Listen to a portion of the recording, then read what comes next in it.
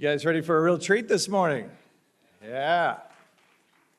Next up, the one, the only Scott Perry.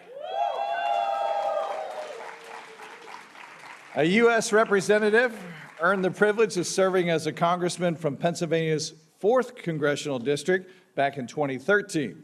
Then he earned the re-election to a newly redistricted 10th District in 2018. Perry served 3 terms as Pennsylvania State Rep, where he established a record for protecting taxpayers' interests in Harrisburg. While serving there, he was assigned to committees on appropriations, consumer affairs, labor relations, veterans affairs, emergency preparedness, and rules. He's a 1980 graduate of Northern High School and Cumberland Perry Vo-Tech School. He put himself through college while working full-time and graduated from the Pennsylvania State University in 1991, where he earned a Bachelor of Science degree in Business Administration Management. He is also a car guy like me, but he never has time to ever work on his muscle car. Would you please welcome Congressman Scott Perry?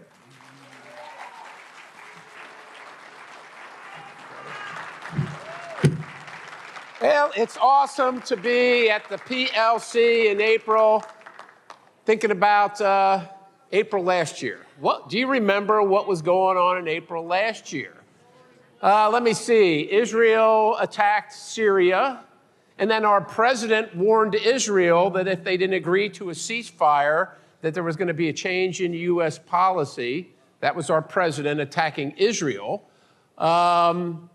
Students at Columbia were rioting over their support for Hamas. Like, just think about last April, how miserable we were, right? Donald Trump was headed into New York to be in a criminal trial. In Congress, we passed a $95 billion foreign aid package to Ukraine, Israel, and Hamas. Like, how dramatically have things changed from last year to right now? Just think how wonderful it is, right? The streets are safer. The price of eggs is down. The price of gas is going down. Like, Dave McCormick is a United States Senator from Pennsylvania. I mean, like, things are pretty awesome, aren't they? Things are pretty awesome. Now, they can always be better, but every day when I wake up, I thank the good Lord that President Trump is the president and our country is back on the path to renewal and revival. I really do. And look, we've got a lot of work to do. I'm around a lot of people that work in political office. You know, there's always gradations of better and best and all that. You get it, no matter what organization. There's a couple in the room here. Barb Gleim, that's in the best category. Kathy Rapp, that's in the best category. Mark Anderson, my representative, that's in the best category. Look, everybody goes for a reason. I get it. Like, from my standpoint, my mission is to save the republic, right? That's my mission. That's why I ran for it. That's why you're here, right? But I can tell you this, ladies and gentlemen, our country, look, we just came out of 4 terrible years, and our country is on the edge. Like, President Trump got elected, and everybody thinks in like 60 days he's going to reel it back in. Well, it's been 40, 60 years in the making. In the last 4 years, we're going to take us over the top. So it's going to take a little work. Now, I'm around these people. Unfortunately, I'm not with Kathy and Barb, and I'm with a bunch of other people in Washington, D.C. who are always calculating what's my next move. Because everybody in Washington, D.C. thinks they're going to be the next president. Everybody in Washington, D.C. thinks they're going to be the next cabinet member so that they can run for president. And you know, when we're in that mode, we don't want to do anything that's going to anger anybody. We want to, don't want to step out too much. You don't want to say too much. That's a little too far, right? Because if you read the newspapers, if you watch TV, listen to the radio, there's only one thing. Lohman and I talked about this. There's only the far right. Did you ever hear anything characterized as the far left? No, you never heard Jasmine Crockett, AOC, Bernie Sanders. That's not the far left. That's just somewhere on the left. But it's always the reasonable people versus the far right. And so people on the right, or, well, the Republicans, let's just put it like that, all right, the Republicans, They don't want to offend anybody. They don't want to do too much because that's going to come up in a Senate confirmation hearing. That's going to come up in some ad, when I'm running for office, and it's going to be difficult to explain. Ladies and gentlemen, we got one moment in history. You and I, and all those people I'm talking, we got one moment, and that moment is right now. Right now. We are $36 trillion in debt. And for my whole time, look, when I was a state representative, I would have my town hall meetings, and I would talk about the debt. And somebody invariably would come up to me and say, Perry, you're always talking about the debt. Paul Teller is here from Washington, D.C. Wow, that's awesome. And they say, why do you keep harping on it? Why do I care? Why does it matter? It's all you ever talk about. And, here years later, I'm still talking about it. Ladies and gentlemen, if you don't like the prices that you're paying at the store, if you don't like the prices of real estate and the interest rates, if your kids can't afford a house, it is all caused by your federal government spending money that doesn't actually exist, and we have to do something about it. That's the consequence right now to you in your everyday life, but the consequences are much bigger. China's our adversary, Russia's our adversary, Iran, North Korea. They would all like to see the reserve currency going away. The BRICS nations are getting together to make sure that happens, that there's an alternative, because they want to take down the United States because they want to be the big leader on the block. We don't want to live under the social construct of the Communist Party of China. And the only thing that's going to stop it is the United States of America. It's not going to be Great Britain. It's not going to be France. It's not going to be Australia. They're nice folks. Even though the prime minister, by the way, a year ago was censoring Elon Musk for putting up videos on his platform about the invasion into Israel, because we couldn't have any of that. Ladies and gentlemen, it's the United States of America. And so I've always asked, because I don't know, right? I'm not a finance guy. When's the tipping point? When do we go over the edge? Or maybe better yet, when's the pre-panic point? Is it, I remember back, is that Andrew Lewis I see? There's another guy. Okay. Back in the day, I was like, a couple of years ago, so long ago, we were like 30 trillion in debt. Well, is it 35 trillion? Is it 40 trillion? Like, when are we going to know? And no one can really tell you. But they kind of say this, look, it's kind of going to go slowly until it goes fast. Slowly until it goes fast. So let me give you kind of the frame of reference. We're in the going slowly part right now. Once you get to the goes fast part, it's too late. You're over the cliff. So I'm going to talk to you about some things that are kind of heady and esoteric, but I'm trying to make it real for you. So like I said, I'm not a bond finance guy or whatever, but bonds are federal debt. The government sells our debt, and people buy it, and they make interest money on that. And, the Fed calls the big banks and says, what do you want? How many 5-year, 2-year, 10-year bonds? What's the recipe you're looking for? And then we'll offer that, and we'll sell our debt, and we'll fill the treasury with this money that we're going to spend on all these priorities that you have. By the way, $2+ trillion every single year that we don't have, more than we take in.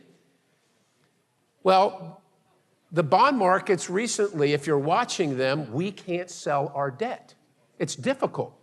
The price goes down because you can't sell something. What do you do if you can't sell it? You lower the price. So the price is going down and the interest rate's going up because the people that buy the debt are like, look, we're taking on a lot of risk here, United States. I don't think you're ever going to pay this back. So I want more money to put my money at risk. Ladies and gentlemen, that's the slow part. That's the canary in the coal mine. That's the financial markets, worldwide financial markets, because it's not just the United States. When we sell our debt, it's seniors through Social Security, et cetera, that buy treasuries and bonds, but it's also Japan, it's China, it's other countries that are doing it as well, buying our debt, right? And they're saying, look, we don't trust you anymore. That's the slow part. Once we have a bond sale and nobody buys it, that's over the cliff. That's over the cliff. I've been talking to some economists. They say we got about somewhere between 17 and 20 trillion left to go, right? But every 100 days, we add $1 trillion. Every 100 days. Why do you care? Why does any of this matter to you? The House passed a reconciliation budget. let's not get into, we just passed the budget. We'll get into reconciliation sometime, why we even care about that. We passed the budget. We're trying to signal to the world that we get it. It's not just about revenue. Tariffs are revenue, taxes are revenue. It's not earnings. Government's not working. They're taking your money. It's revenue. So we can balance the budget by taking more of your money, but that actually doesn't really work because the more of your money we take, the less good things get, the higher your prices go, you have less money to spend and invest and so on and so forth. The answer is to cut spending. Now, tell me whether at the state level or at the federal level, once in your life, any time in your life ever, that your state government or your federal government cut spending. Who knows the time it ever happened? For real, not just slowed the increase in the growth, but actually cut the spending. Yeah, I can't remember either, right? So in the House, we have this fight going on, and we've had an ongoing fight to try and actually cut some spending, to cut it. And it's taken us months to get to it. You remember the president said, I want one big, beautiful bill?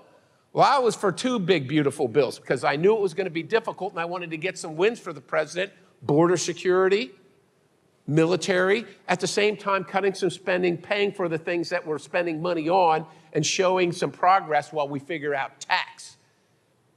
Well, look, it didn't work out that way, but the House passed our bill and we fought mightily over it. Spent a lot of hours dealing with it, and we got a pretty decent number. 1.5 minimum to $2 trillion in spending cuts.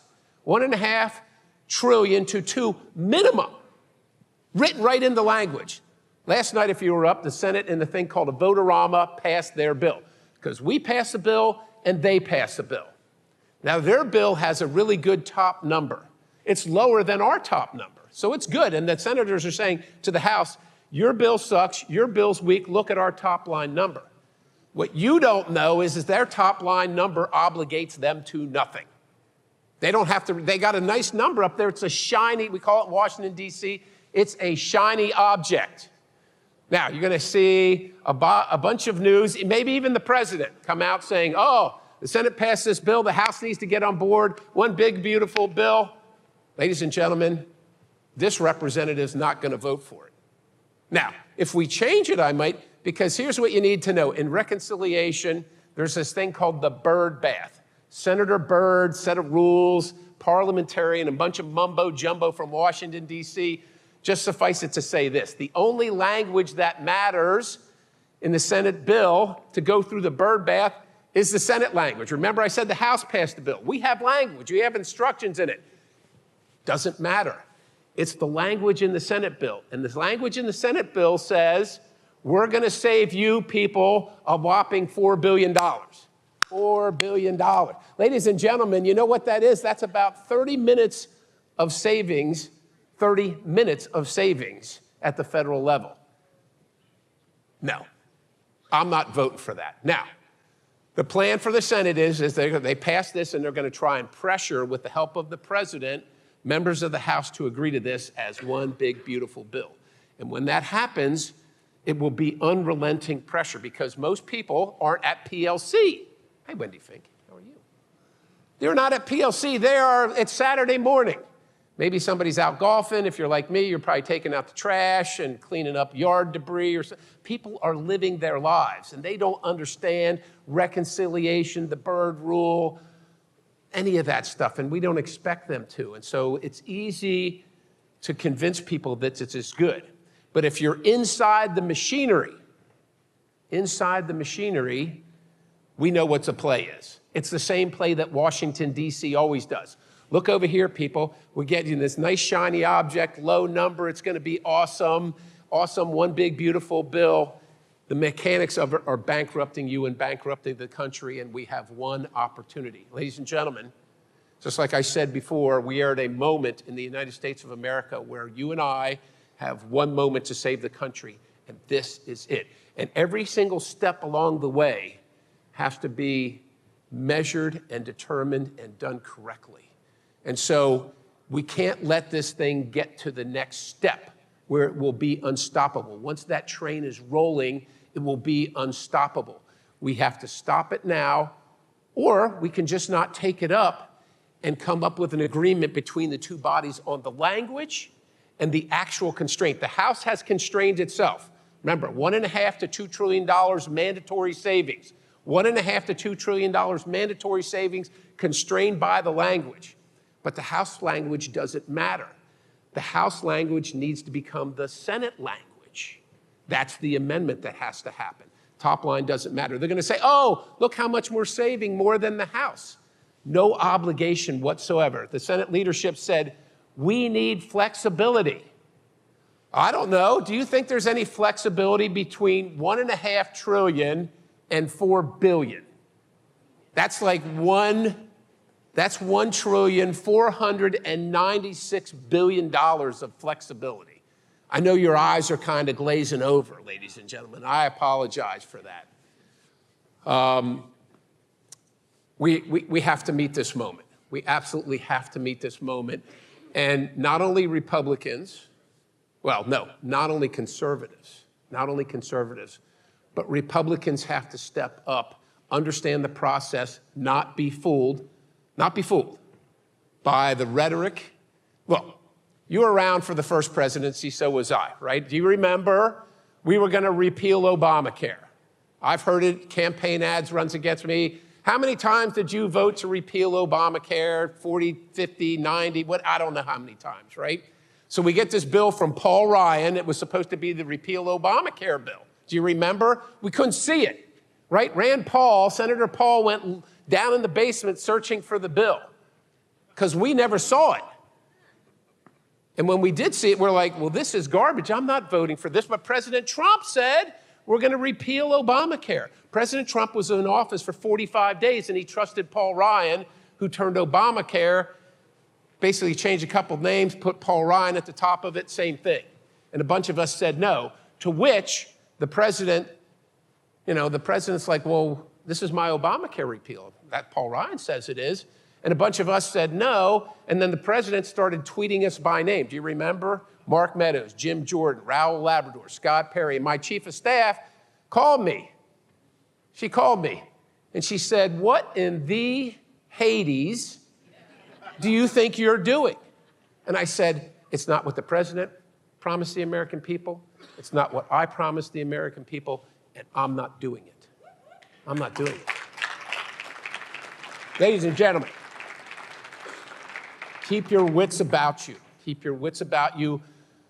Work with the people that you trust, but verify it yourself. Verify the process yourself. I'm telling you what's coming because it's coming. Right now, you're going to see a flurry of activity on social media. We have to get this right because we cannot bankrupt the country. We have a moment. And if you think the Democrats are going to help us, and if you think the Democrats are going to do any better, no.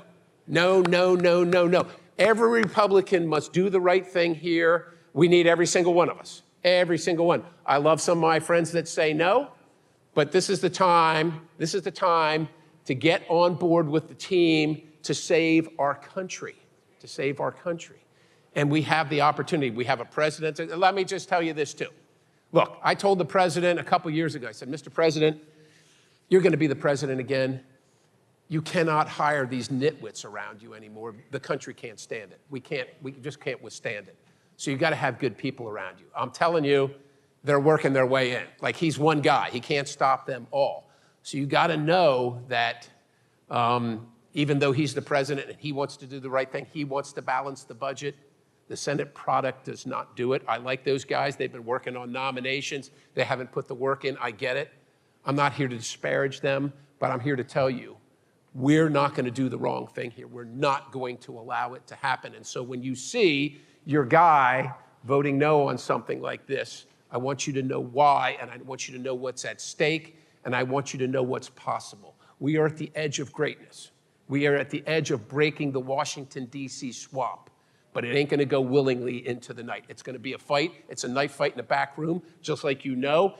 Look, and I know my time is done, Loman, so I'm going to end with this. You invested everything. We all invested everything in our country to get to where we are at this moment. We just had an election in Lancaster County, right? We thought that Donald Trump was going to save the world on his own. He's not. Every one of us, every single one of us, every moment, every step must be in this fight. It's not over, ladies and gentlemen. We have an opportunity to save our country, to continue saving our country. Don't lose it. God bless you. Stay in the fight.